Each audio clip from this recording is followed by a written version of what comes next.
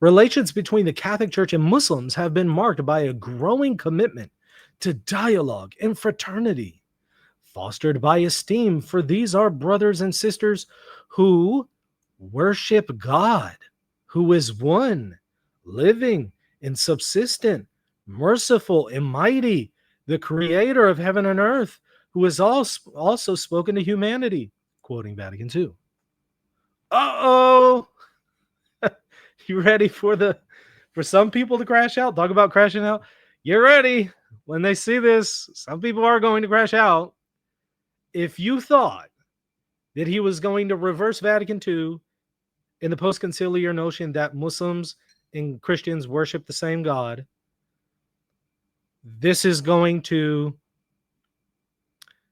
probably disturb you, right? So no, he's not reversing that. He's reaffirming that Muslims worship God, who is one. So the one God. That's why Vatican II says they worship the one, along with us, adore the one true God. Pius X said the same thing. Damascene saw, from the church fathers tradition, he saw Muslims as a Christian heretical sect. He didn't even see it as a different religion. He saw it as Christian, just a Christian heresy. We've seen many popes in the first and especially second millennium, in the medieval period, all write letters to Muslim leaders telling them they worship the one true God, the same God of Catholics. So obviously Vatican II, the post-conciliar popes, they're not at odds with that long-standing tradition in Catholicism. But they always get hung up on how does that work with the idea that, unless you have the Son, you don't have the Father, and certain passages from 1 John. And those have been addressed ad nauseum, but they usually get hung up on that. And so they think Vatican II is teaching heresy. Well, if you think that's heretical, then you're going to say that Pope Leo XIV just committed a heresy, right? He just did a heresy, as some of them say. He did a heresy. It's going to be fascinating to see how some people react to it. Again, my prediction, just kind of based on the same content that I was going over from the previous stream, my prediction is they'll probably sweep this one under the rug and not really talk about it. Just pretend it's not happening until he goes into a mosque and prays with a Muslim like Benedict and Francis did. Then they can't hide it. They have to address it at some point. Oriental Orthodox, he says this show is based. Thank you for watching. I appreciate it. Which Oriental Orthodox community are you coming from? Please let me know in the chat. I'd love to know.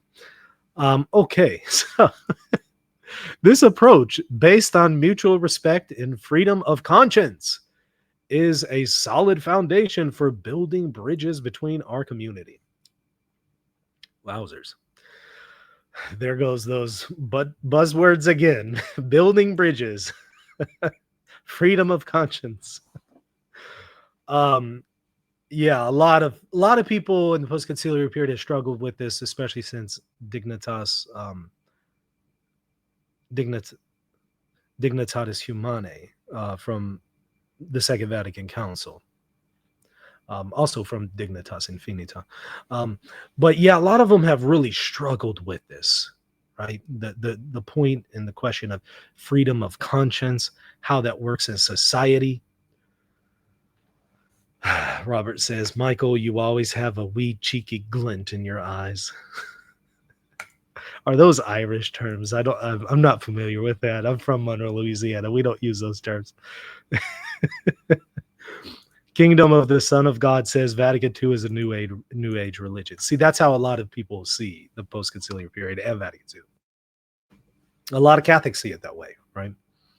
A lot of Catholics have been critical of the church for that reason. They see it as that. They see it as the French Revolution, basically, within the church. And in fact, Ratzinger did kind of say that's what it was at Vatican II, although he was in favor of it. But he basically did say the ideals of the French Revolution made their way into the Catholic Church through Vatican II. He was just in favor of it when he said that. He said that as a young Ratzinger who was present at Vatican II.